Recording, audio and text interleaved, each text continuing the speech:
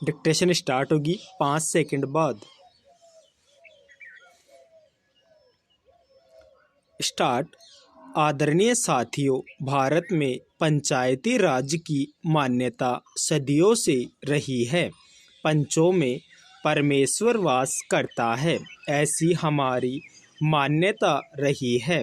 वेदों में कहा है कि 5 व्यक्ति समर्पित रूप से मिलकर यज्ञ को पूर्ण करे। स्वर्गीय राष्ट्रपिता महात्मा गांधी जी की मान्यता थी कि भारत की आत्मा गांवों में बसती है। जब तक गांव स्वतंत्र नहीं होते, देश पूर्ण रूप से स्वतंत्र नहीं होगा। गांधी जी के अनुसार सच्चे लोकतंत्र का परिचालन केंद्र में बैठे 20 व्यक्तियों द्वारा नहीं कराया जा सकता है। इसका क्रियान्वयन प्रत्येक गांव के निवासियों के माध्यम से ही होना चाहिए। उनके अनुसार जन समर्थन प्राप्त पंचायतों को कोई भी कानूनी कार्य करने से नहीं रोक सकता। गांवों का प्रत्येक समूह या उस समूह के सदस्य अपनी पंचायत बना सकते हैं, चाहे गांव के अन्य गांवों में पंचायतें हो अथवा नहीं हो। गांधी जी की यह मान्यता थी कि हर अधिकार कर्तव्य से ही मिलता है। ऐसे अधिकारों से कोई भी वंचित नहीं कर सकता। पंचायत लोगों की सेवा करने के लिए है तथा भारत का हर लोकतंत्र इकाई गांव ही है। भारतीय संविधान के अनुच्छेद 40 में पंचायती राज के संबंध में अंकित किया गया है कि राज्य ग्राम पंचायतों का संगठन करने के लिए अग्रसर होगा तथा उनको ऐसी शक्तियां और अधिकार प्रदान करेगा जो उन्हें स्वायत्त शासन की इकाइयों के रूप में कार्य करने योग्य बनाने के लिए आवश्यक हो। इस उद्देश्य से प्रेरित होकर भारत सरकार ने पंचायती राज व्यवस्था को सुदृढ़ करने के लिए समय समय पर कदम उठाए हैं। 2 अक्टूबर 1952 को भारत सरकार द्वारा ग्रामीण विकास हेतु सामुदायिक विकास कार्यक्रम प्रारंभ किए गए।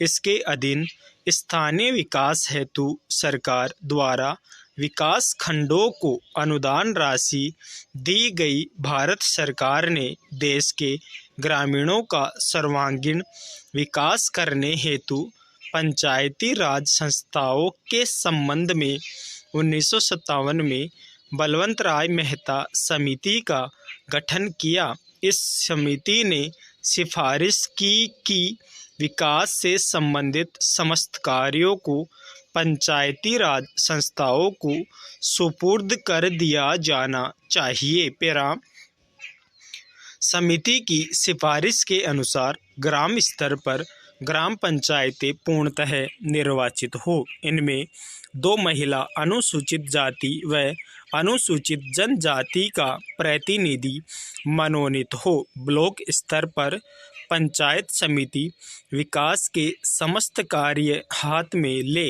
ऐसी व्यवस्था है कि पंचायत समिति धीरे धीरे एक सक्षम प्रजातांत्रिक संस्था के रूप में कार्य करे। जिला स्तर पर पंचायत समिति में समन्वय रखने हेतु प्रत्येक जिले में जिला परिषद का गठन हो तथा उसमें सांसद विधानसभा सदस्य भी सदस्य रहे। भारत सरकार द्वारा बलवंत राय मेहता समिति की सिफारिशों को स्वीकार करते हुए राज्य सरकारों को निर्देश दिया कि ग्रामीण क्षेत्रों का विकास करने हेतु पंचायती राज व्यवस्था शुरू की जाए। राजस्थान सरकार ने देश में सबसे पहले 2 अक्टूबर 1959 को नागौर में द्वीप प्रज्वलित कर त्रिस्तरीय पंचायत राज व्यवस्था आरंभ की। यद्यपि राज्य में ग्राम पंचायतें पहले से थी, ब्लॉक स्तर पर पंचायत समिति व जिला स्तर पर जिला परिषदों का गठन किया गया। वर्ष 1960 में प्रथम चुनाव हुए। पैरा। आदरणीय साथियों, कई सरपंच निर्विरोध चुने गए। अनेक चुनाव के बाद जीतकर सरपंच बने। ग्राम पंचायतों के सरपंच ही पंचायत समितियों के सदस्य बने एवं उनमें से प्रधान व उप प्रधान अप्रत्यक्ष रूप से निर्वाचित होते रहे। सब पंचायत समितियों के प्रधान सांसद व विधानसभा सदस्य जिला परिषद के सदस्य बनते रहे। उन्हीं में से जिला परिषदों के प्रमुख व उप प्रमुख चुने जाते रहे हैं। न केवल राजस्थान राज्य में ही अपितु देश के अधिकांश राज्यों में पंचायती राज व्यवस्था की स्थापना के आरंभ के वर्षों में इन संस्थाओं ने ग्रामीण विकास की दिशा में अच्छे परिणाम दिए, लेकिन कुछ वर्षों बाद किन्हीं कारणों की वजह से पंचायती राज संस्थाएं अपने सौंपे गए उत्तरदायित्व को सही ढंग से निष्पादित करने में असमर्थ दिखाई देने लगी, अर्थात ये संस्थाएं अपेक्षित परिणाम देने में असफल रही। इसका सबसे बड़ा कारण इन संस्थाओं के पास वित्तीय साधनों की कमी रही। साथ ही अधिकांश राज्य सरकारों ने पंचायती राज संस्थाओं के चुनावों में भी अधिक रुचि नहीं ली। पंचायत राज संस्थाओं को अधिक गतिशील बनाने हेतु अशोक मेहता कमेटी ने सिफारिश की विकास कार्यक्रमों एवं योजनाओं को क्रियान्वित करने की जिम्मेदारी जिला परिषदों की हो। समिति के अनुसार पंचायतें 10-15 गांवों की मंडल पंचायतें हो तो अधिक सक्षम होगी। ये मंडल पंचायतें ग्रामीण विकास योजनाओं को क्रियान्वित करेगी। साथ ही समिति ने पंचायती राज संस्थाओं के चुनाव मुख्य निर्वाचन अधिकारी से करवाने की सिफारिश भी की। ग्रामीण विकास की प्रशासनिक व्यवस्था व गरीबी उन्मूलन समस्याओं हेतु गठित GV.K. राव कमेटी ने जिला स्तर पर योजनाएं बनाने व नियमित चुनाव कराने की सिफारिश की थी। देश की पंचायत राज व्यवस्था को सुदृढ़ व पुनर्जीवित करने हेतु गठित डॉक्टर लक्ष्मीमल सिंघवी कमेटी ने ग्राम पंचायतों को अतिरिक्त वित्तीय साधन देकर अधिक सक्षम बनाने पर बल दिया तथा साथ ही पंचायती राज संस्थाओं को संवैधानिक मान्यता दिए जाने पर भी विशेष बल दिया। पैरा।